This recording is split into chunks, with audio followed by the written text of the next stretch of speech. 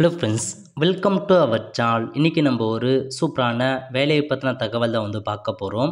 அதாவது Tata memorial centre இருக்குது பாருங்கள், அங்கேருந்து உங்களுக்கான வேலையை இப்போ அறிவிச்சிருக்காங்க. இப்போ அந்த வேலைக்கு யார் யாரெல்லாம் அப்ளை பண்ணலாம், இதுக்கு தேவையான எலிஜிபிலிட்டி என்ன, இதை பற்றின மொத்த இன்ஃபர்மேஷன் தான் இந்த வீடியோ பார்க்க போகிறோம். இந்த வீடியோ ஸ்கிப் பண்ணாமல் ஃபுல்லாக பாருங்கள். அது மட்டும் அல்ல, இந்த வீடியோ நிறைய பேருக்கு ஷேர் பண்ணுங்கள். ஓகே, அதாவது உங்களுக்கு டாடா மெமோரியல் ஹாஸ்பிட்டல் இருக்க பாருங்கள், அங்கேருந்து தான் இந்த ஒரு வேலையை இப்போ அறிவிச்சிருக்காங்க. எக்கச்சக்கமான பதவிகள் கொடுத்துருக்காங்க. இப்போ அதை பற்றி ஒன் பை ஒன் பார்க்கலாம். ஓகே, ஸோ ஃபஸ்ட் என்ன அப்படின்னு பார்த்தீங்கன்னா, மெடிக்கல் ஆஃபீஸர் கேட்டிருக்காங்க நியூக்ளியர் மெடிசனில்.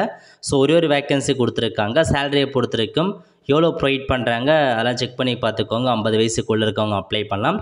கல்வி தகுதி MD DNM முடிச்சிக்கிங்க அப்படின்னா அப்ளை பண்ணிக்கோங்க. எக்ஸ்பீரியன்ஸ் கேட்டிருக்காங்க.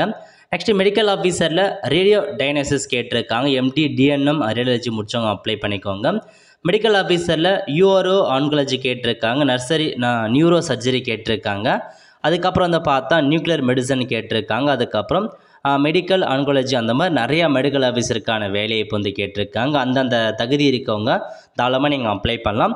ஸோ என்னமான சேலரி கொடுக்குறாங்க, எஜுகேஷன் குவாலிஃபிகேஷன், எந்தமான எக்ஸ்பீரியன்ஸ் கேட்டிருக்காங்க, அதெல்லாம் நீங்கள் தெளிவாக படித்து பார்த்துட்டு அப்ளை பண்ண ஸ்டார்ட் பண்ணுங்கள்.